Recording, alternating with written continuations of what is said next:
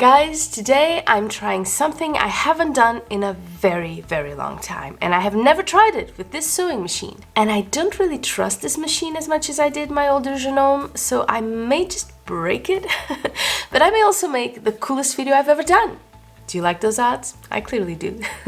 So today I am taking some nylon rope, you know, the kind of rope you use to hang your clothes off of. I mean, how many times have you seen a rope bowl or a basket or a placemat and thought, whoa, that is beautiful. I wish I could make one of those. Well, you can, and it's so much easier than you think. I mean, you will be incredibly surprised at how easy this is. And if you use a nylon rope instead of a cotton rope, it will also be incredibly inexpensive too. Let me show you what I mean. Okay, so this is the nylon rope I've got for this video. Now, if you've got some boring rope lying around, something like this, you can totally use that too. We are covering all our options here, okay? Let's get to it. Okay, so first I want to show you how to get started. And I believe this is the moment most people who think of doing this actually give up because it looks really complicated. Well, it's not. So first of all, we are using a zigzag stitch. We want it to be a tall stitch, okay? But we also want it to be a tight one. And if your rope happens to be just one color, remember the boring rope I mentioned? You can just add a color thread and decorate it with your stitch. Easy peasy. Now, this is the only boring rope I own. It is cotton, but nylon will work pretty much the same, okay? I have chosen some red thread and I am ready to go. Also, you can choose any rope diameter you want, but keep in mind that the thicker the rope, the quicker you'll get done because the more space it will fill. Makes sense, right? Some people will start, you know, layer by layer, but for me, and because I did promise simple and easy, I am just going to be coiling a few rows. Okay, let me just few little rows like that. Keep coiling them. Yeah, something like this. And then I'm just gonna pin them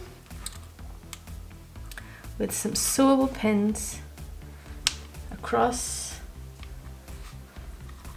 just like so. And then I am just going to sew like a little cross, okay? It will look cute. Well, it's not gonna look, you know, worse than if you were to do the zigzags, trust me. The first stitches never look very good, particularly if you're using white rope with like red thread. So let's just do our cross and start. Now we want the zigzag stitch to catch the two ropes as it sews, okay? Here we go.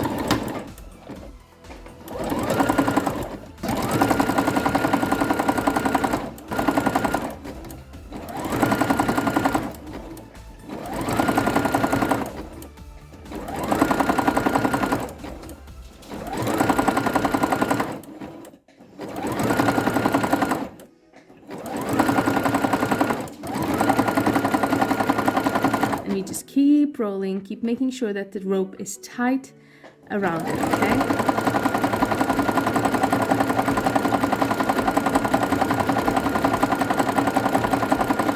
Okay, so this is essentially the basics of rope sewing, and as you can see, there's nothing to it. And if we keep going, we will have a nice little coaster, and as we keep going, we can make a placemat, etc, etc. Now, if you just want to keep changing threads as you go, you will get a really cool effect. You may want to try that if you have the patience to rethread your machine every few stitches. I don't. And you can also wrap your rope in fabric strips. You know, I have made a whole rug using this method. I will show you later on before we're done. It is so cool. Now, this is also a little bit more time consuming because you need to wrap it diagonally and keep doing it until the very end. Let me show you. So we get here, this is diagonal, okay? Remember. So we just start.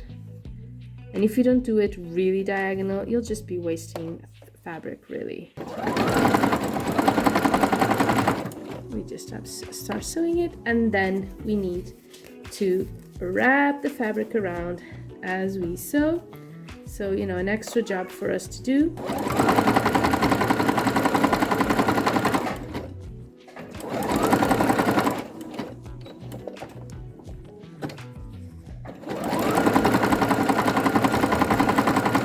Just keep doing it as you go, as you sew.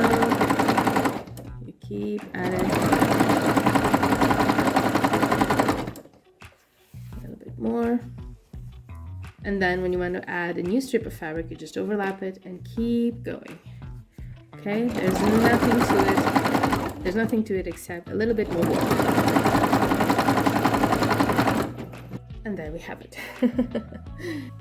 So now, you know, to finish off the basics, we want to be able to close it, right? So what we do is we fold this in and we just keep sewing. And we fold it in as tightly as we possibly can. And then we just go back and forth.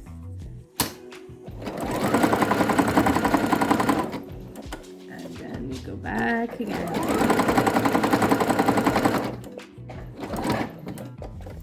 Until we make sure it's not going anywhere.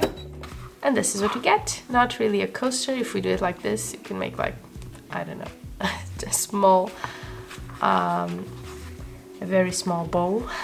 Not sure what this is, but it is the basics of sewing with rope, and that's what I wanted to show you, so there you go. And you can actually add fabric to some sections and keep the rest of it white, like every few rows you add fabric in different parts of the project. It will look really, really awesome. But this way you also get a layered look that I love. You can make coasters, placemats, hot pads, table runners, rugs like this one I have made, oh, so many years ago. And it's showing the colors are fading, but it still looks so cool. It has been washed so many times. You know, I own pets. Pets like to throw up on rugs, so this has been washed many times on my washer, and it still exists. It still looks pretty cool, and I still love it. But anyway, you can do whatever you want with it.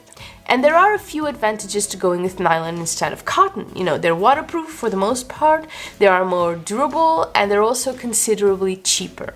Plus you can find some pattern ones like these, you know, and it will add a special touch to the project without you having to add fabric or color thread. But you'll also need the tougher sewing needle you own. And by the way, I got this one to show you. This does not work, okay? Because the red is okay, but this is plastic.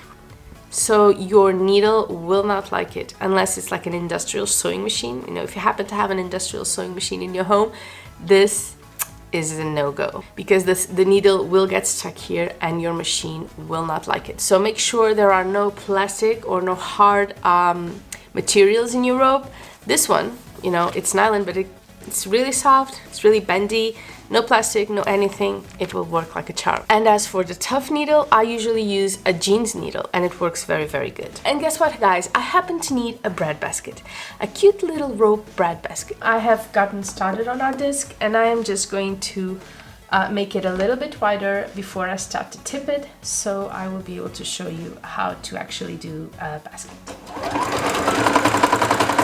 And as you can see, it's the exact same process, nothing to it. Essentially, all you need to do is make sure that the stitch is catching both ropes. That's all you need to do here, okay? Yeah, I think this will do. I need a very small bread basket. You can make it as big as you want, of course. And now we're just going to start tipping our disc up, okay? And of course, depending on how much you tip, you get like a wider basket or a narrow basket, right? Your call. You can make baskets to keep your sewing tools or your fabric scraps. You can make proofing baskets for your bread. You can make those teeny tiny trays that you use to put your keys and your wallet when you get home, or your jewelry. You can make pet beds. Oh, that's a really good idea. Yeah, I'm making a pet bed next. I mean, the possibilities are endless. They really are. And as you can see, it is forming the shape we want already. So we just keep going.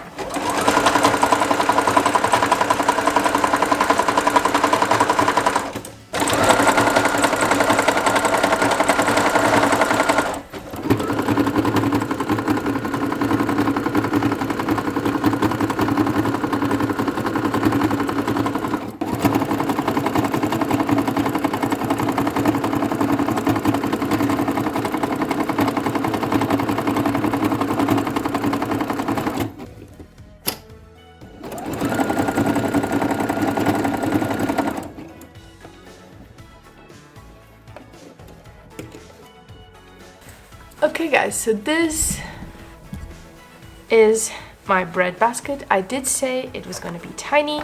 It has like 2 little holders that are very easy to make. All you need to do is stop sewing over here, you know, and then start over here, and then you can just go back and do as many layers over as you want. It can also be, you know, like a little bag for like a child or something like that. It's pretty tiny, but that I did told you it would be tiny. You know, I did say it's a very small project, but I did warn you it was going to be a tiny bread basket. Maybe a toast basket, because toasts are smaller, aren't they? But anyway, guys, what I wanted you to understand is that once you get the basics of it, you can do whatever you want. Honestly, whatever your creativity wants you to do. You can do bags, you can do baskets, you can do bowls, you can do, you know, whatever you want. You can do all sorts of organizers. It's actually insane what you have out there. And yeah, this is my bowl. I am very happy with it. I am very proud. And I do hope you will give this one a try, because it is fun. It is well worth it. And if my machine can survive it, trust me, yours will too. And here is the back of it. Isn't it pretty, guys? And you see the cross? You don't even see it. It's gorgeous. This rope is gorgeous, which actually helps. And yeah, this is what we have. And here we have it, guys. I am very, very excited with what we made today. I hope you give this a try. It is so rewarding and easy to make. Let me know other projects you've made with rope, because I think I want to try them all. Thank you for doing this with me, guys. I had a blast. I hope you did too, and I will see you really, really soon. Bye bye.